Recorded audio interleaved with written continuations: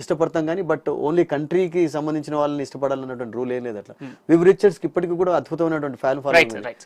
ఈ రోజు జరగబోయే T20 వరల్డ్ కప్ ఫైనల్ గురించి మనతో పాటు డిస్కస్ చేయడానికి లైవ్ లో పార్టిసిపేట్ చేస్తున్నారు సుమంత్ గారు, sports journalist. Welcome to the show sir. ఈ రోజు జరగబోయే T20 వరల్డ్ కప్ లో అటు 17 ఏళ్ల నిరీక్షణ కోసం పోరాడబోయే ఇండియా పై చేయాలనుకుంటున్నారా, లేదంటే సౌత్ ఆఫ్రికా చరిత్ర తిరగరాబోతుంది అనుకుంటున్నారా? మీ అనాలిసిస్ ఏంటి మ్యాచ్ పైన? అయితే రెండు చాలా అత్యంత పటిష్టమైన జట్టులాగా ఉన్నాయండి.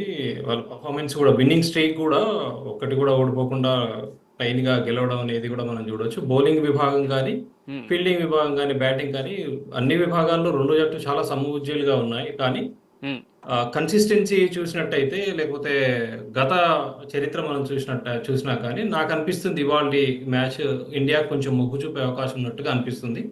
కాకపోతే సౌత్ ఆఫ్రికా కూడా ఏంటి అంటే 92, 99 తర్వాత 99 సెమీఫైనల్లో 213 రన్లు కొట్టి డ్రా కావడం, అంటే ఓడిపోవడం, ఇవన్నీ అంటే చాలా రోజుల నుంచి వాళ్ళకు ఉన్నటువంటి ఆ చోకర్స్ అనే ఆ పేరు తీసేసుకోవడం చాలా ప్రయత్నించవచ్చు. ఎందుకంటే ఫస్ట్ టైం వాళ్ళు ఇంటర్నేషనల్ వరల్డ్ కప్ ఫైనల్స్ లో ఆడుతున్నారు, అది T20 సెమీఫైనల్స్, కాబట్టి వాళ్ళు కూడా మంచి పోటీ ఇచ్చే అవకాశం ఉంది.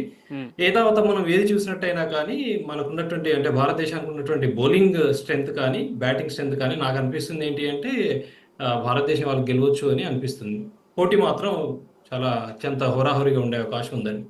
అయితే ఈరోజు కోహ్లీని, అదేవిధంగా రోహిత్ శర్మని వారి ఓపెనింగ్ భాగస్వామ్యాన్ని కట్టడి చేయడానికి అటు సౌత్ ఆఫ్రికా ప్రయోగించబోయే బౌలింగ్ మంత్ర ఏదనుకుంటున్నారు?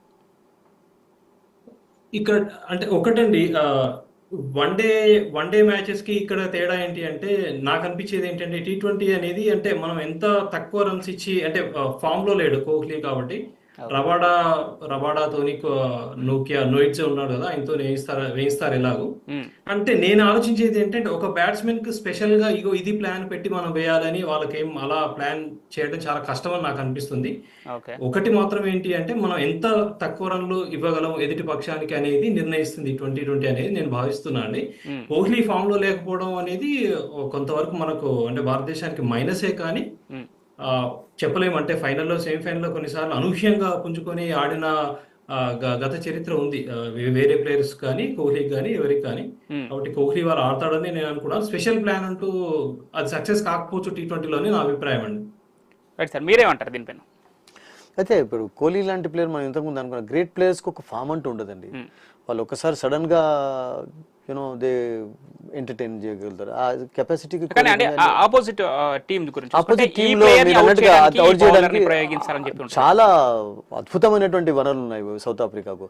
రబడా వర్సెస్ కోహ్లీ, లేకుంటే Nokia versus Kohli, IPL battle కు దీనికి చాలా తేడా ఉంటుంది. బికాస్ ఈ వేదిక వేరు, ఈ పిచ్ వేరు. బార్బడోస్ కొంచెం ఎంత ఆఫ్ ఆల్ ది పిచెస్ తో కంపేర్ చేసి బ్యాటింగ్ ఫేవరబుల్ కండిషన్స్ కనబడ్డా కానీ ఇక్కడ పేసర్స్ కూడా కొంచెం ఎంజాయ్ చేసి ఉంటారు. అంటే గతంలో లాగా అంత పేస్ లేదు ఇక్కడ. బార్బడోస్ అంటే పేసర్స్ కు స్వర్గధామం అని చెప్పుకునేటప్పుడు. అండ్ బార్బడోస్ యాక్చువల్లీ చాలా చరిత్ర ఉన్నటువంటి ప్లేస్. వండర్ఫుల్ ఫాస్ట్ బౌలర్స్ ఇచ్చింది, మల్కమ్ మార్షల్, గార్నర్, తర్వాత వీళ్ళందరూ కూడా ఇక్కడి నుంచి, వెసాల్, వీళ్ళందరూ ఇక్కడి నుంచి వచ్చిన వాళ్ళే.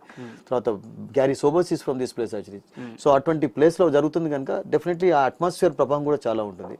అండ్ ఆ battle of course Kohli, Rohit Sharma ఇద్దరి battle against these two pace bowlers. ఒకవేళ ఫర్ ఎగ్జాంపుల్ వాళ్ళకు కావాలి అంటే, ఎందుకంటే సౌత్ ఆఫ్రికన్ కెప్టెన్ ఏమన్నాడంటే మాత్రం we will go by the conditions అన్నాడు.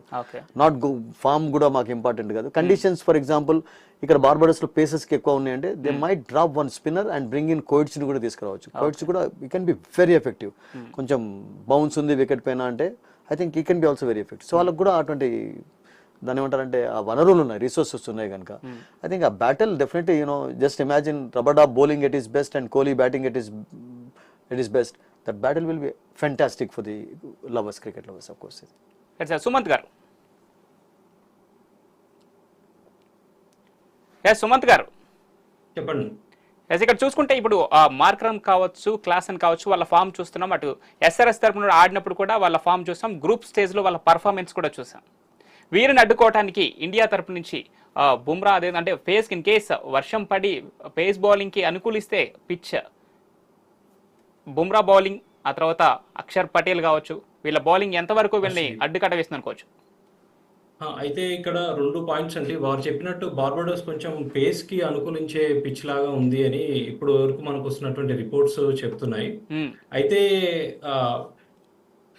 సౌత్ ఆఫ్రికా ప్లేయర్స్ సహజంగా వాళ్ళు స్పిన్ ని అంత పటిష్టంగా ఆడతారని నేను అనుకోవట్లేదు.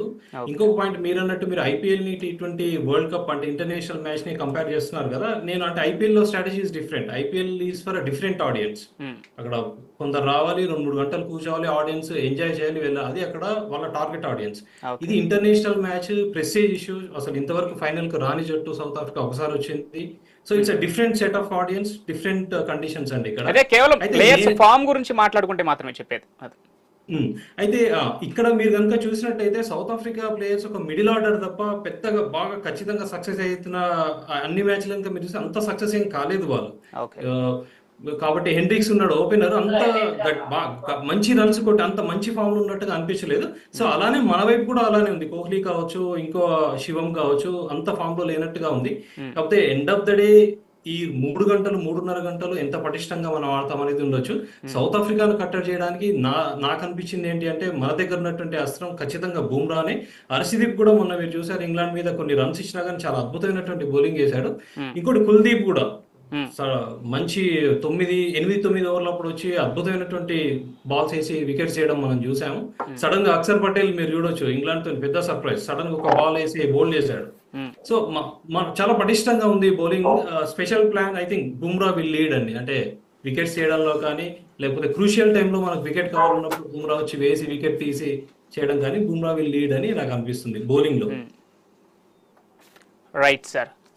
నెక్స్ట్ మనకి చిన్న పాయింట్ అండి, అంటే ఇక్కడ ఇంకొక చిన్న పాయింట్ ఏంటి అంటే ఈ పిచెస్ అన్ని కూడా, అంటే వెస్టిండీస్ లో ఉన్న పిచెస్ కూడా ఏంటంటే గతంలో కూడా మీరు చూసినట్టయితే ఇండియా 100 లోపు ఉన్న రన్స్ కూడా టెస్ట్ మ్యాచ్ లో మనం దాన్ని గెలవలేకపోయాం. అంటే సచిన్ టెండూల్కర్, రాహుల్ ద్రావిడ్, హేమహేమీలు ఉన్నప్పుడు కూడా.